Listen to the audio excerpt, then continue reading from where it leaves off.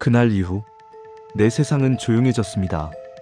30년을 함께 웃고 울던 친구, 그 사람이 사라진 자리는 말로 표현할 수 없을 만큼 컸습니다. 하지만 돌아갈 수는 없었습니다.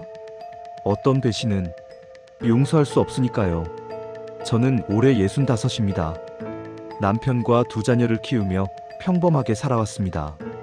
그리고 제 옆에는 늘 그 친구가 있었습니다. 영희. 초등학교 5학년 때 만났습니다. 같은 반이었죠. 책가방을 나눠 들어주던 그 아이. 점심시간마다 도시락을 나눠 먹던 그 아이. 30년이 흘렀습니다. 결혼하고 아이를 낳고 나이 들어가는 동안 우리는 늘 함께였습니다. 일주일에 한 번은 꼭 만났습니다. 동네 카페에서 커피 한 잔 마시며 남편 이야기, 자식 이야기, 시어머니 이야기, 별것 아닌 것들을 나눴습니다. 그게 행복이었습니다. 이상한 조짐은 작년 가을부터였습니다. 영희가 돈 이야기를 꺼냈습니다. 언니, 나 요즘 재테크 공부하는데 은행 이자가 너무 낮잖아. 좋은 투자처 하나 알아봤어. 처음에는 대수롭지 않게 들었습니다. 요즘 다들 재테크에 관심 많으니까요. 언니도 같이 해볼래? 수익률이 엄청 좋대. 원금 보장에 월 3% 이자야.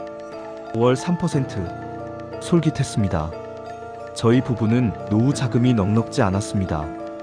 남편은 작은 회사에서 정년퇴직했고 저는 평생 주부였습니다. 모아둔 돈은 5천만 원. 그게 전부였습니다. 어떤 건데? 친한 지인이 하는 거야. 부동산 투자. 확실해? 응. 나도 이미 3천만 원 넣었어. 영희는 자신 있어 보였습니다. 저는 망설였습니다. 하지만 30년 지기 친구를 의심할 수는 없었습니다. 그럼 나도 한번 해볼게. 진짜? 언니 후회 안 할 거야. 그렇게 저는 5천만 원을 맡겼습니다. 제 평생의 돈을, 친구를 믿고 2개월이 지났습니다. 영희에게 연락했습니다. 영희야, 이자는 언제 들어와? 아, 그거 조금 늦어지고 있어. 왜? 투자 회사에서 정산이 밀린대. 곧 줄 거야. 걱정 마. 이상했습니다. 목소리가 불안해 보였습니다. 하지만 믿기로 했습니다. 그런데 일주일 후 같은 교회 다니는 지인에게서 전화가 왔습니다. 언니, 혹시 영희 씨한테 돈 맡긴 거 있어요? 네. 어떻게 아세요? 지금 난리 났어요. 영희 씨가 여러 사람한테서 돈 모았는데 그 투자 회사가 사기였대요. 머리가 하얗게 변했습니다. 뭐라고요? 영희 씨 지금 연락 안 돼요. 전화도 안 받고. 사람들이 난리예요. 전화를 끊었습니다. 손이 떨렸습니다. 바로 영희에게 전화를 걸었습니다. 받지 않았습니다. 1번, 2번, 3번, 10번 모두 받지 않았습니다. 다음 날 영희 집으로 찾아갔습니다. 초인종을 눌렀습니다. 아무도 나오지 않았습니다.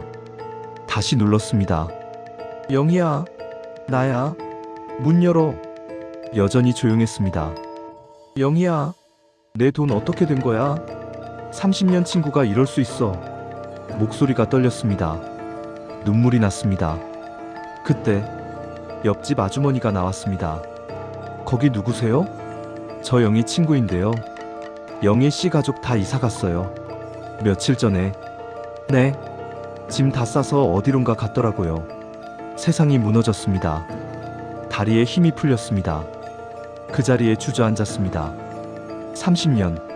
30년을 함께 산 친구가 돈을 들고 도망갔습니다. 한마디 말도 없이 집으로 돌아왔습니다. 멍하니 앉아 있었습니다. 남편에게 말할 수가 없었습니다. 평생 모은 돈 5천만 원. 그 돈이 사라졌다는 걸 어떻게 말합니까? 계속 생각했습니다. 내가 잘못 본 걸까? 영희가 정말 날 속인 걸까? 아니면 영희도 당한 걸까? 머릿속이 복잡했습니다. 30년 동안의 기억이 스쳐갔습니다. 중학교 때 제가 아파서 학교에 못 갔을 때 영희는 매일 집에 와서 숙제를 알려줬습니다. 고등학교 때 제가 첫사랑에 실패해서 울었을 때 영희는 밤새 제 이야기를 들어줬습니다. 25에 결혼할 때 영희는 들러리를 서줬습니다. 아이를 낳았을 때 영희는 매일 미역국을 끓여왔습니다. 그 모든 게 거짓이었을까요? 아니면 돈 앞에서 30년 우정이 무너진 걸까요? 며칠 후 교회 집사님에게서 연락이 왔습니다. 언니, 저도 영희 씨한테 당했어요. 저는 3천만 원이요. 다른 분들도 있어요. 모두 7명이에요. 총 2억이 넘는데요. 충격이었습니다. 저만 당한 게 아니었습니다. 영희는 여러 사람에게서 돈을 모았습니다. 교회 사람들, 옛날 직장 동료들, 동네 이웃들 모두 영희를 믿고 돈을 맡겼습니다. 그리고 모두 당했습니다. 우리 경찰에 신고하려고요. 집사님이 말했습니다. 같이 하실래요? 저는 망설였습니다. 경찰에 신고한다는 건 영희를 범죄자로 만드는 겁니다. 30년 친구를. 하지만 제 돈은 어떻게 됩니까? 평생 모은 5천만 원은 내같이 하겠습니다. 목소리가 떨렸습니다. 경찰 조사가 시작됐습니다. 그리고 진실이 드러났습니다. 영희는 처음부터 알고 있었습니다. 그 투자가 사기라는 걸. 하지만 일부러 사람들을 끌어들였습니다. 왜냐하면 투자 회사에서 수수료를 줬기 때문입니다. 사람 한 명 데려올 때마다 10% 수수료를. 경찰이 보여준 자료. 거기에는 영희의 계좌 내역이 있었습니다. 제 돈 5천만 원을 받은 다음 날 영희 통장에 500만 원이 들어왔습니다. 수수료였습니다. 다른 사람들 돈도 마찬가지였습니다. 저는 그 자리에서 울었습니다. 30년 친구가 저를 이용한 겁니다. 돈을 벌기 위해 500만 원을 받기 위해 5천만 원을 날리게 만들었습니다. 그리고 도망갔습니다. 영희 씨는 이미 해외로 나갔습니다. 경찰이 말했습니다. 추적 중이지만 시간이 걸릴 겁니다. 집으로 돌아왔습니다. 남편에게 모든 걸 말했습니다. 여보, 미안해. 우리 돈 다 잃었어. 남편은 한참 아무 말도 하지 않았습니다. 그리고는 괜찮아? 한마디만 했습니다. 다시 모으면 되지. 저는 울었습니다. 남편에게 미안했고, 저 자신이 한심했고, 영희가 미웠습니다. 한 달 후, 영희에게서 문자가 왔습니다. 언니 미안해. 나도 당한 거야. 정말 몰랐어. 거짓말이었습니다. 경찰 조사로 다 밝혀졌으니까요. 저는 답장하지 않았습니다. 차단했습니다. 전화번호, 카카오톡, 모든 연락처를 지웠습니다. 30년 우정을 그렇게 끝냈습니다. 1년이 지났습니다. 돈은 돌아오지 않았습니다. 영희는 아직도 잡히지 않았습니다. 저희 부부는 다시 일을 시작했습니다. 남편은 경비 일을, 저는 식당에서 설거지를 합니다. 65의 나이에 다시 돈을 모으고 있습니다. 가끔 생각합니다. 30년 우정이 뭐였을까? 진짜 친구란 뭘까? 돈 앞에서 사람은 어떻게 변할까? 그리고 깨달았습니다. 사람보다 돈이 앞서면 관계도 무너진다는 걸. 아무리 오래 알았어도, 아무리 가까웠어도 돈 때문에 무너질 수 있다는 걸. 하지만 저는 후회하지 않습니다. 관계를 끊은 것을.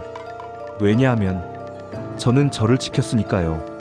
돈은 다시 벌 수 있습니다. 힘들지만 가능합니다. 하지만 자존심은 한번 무너지면 다시 세우기 어렵습니다. 저는 저를 속인 사람과 다시는 연락하지 않기로 했습니다. 그게 저를 지키는 길이니까요. 여러분께 묻고 싶습니다. 만약 30년 친구가 당신을 배신했다면, 돈 때문에 당신을 이용했다면 여러분은 어떻게 하시겠습니까? 용서하시겠습니까? 아니면 저처럼 잊으시겠습니까? 때로는 관계를 끝내는 것도 용기입니다. 오늘 제 이야기를 들어주셔서 감사합니다.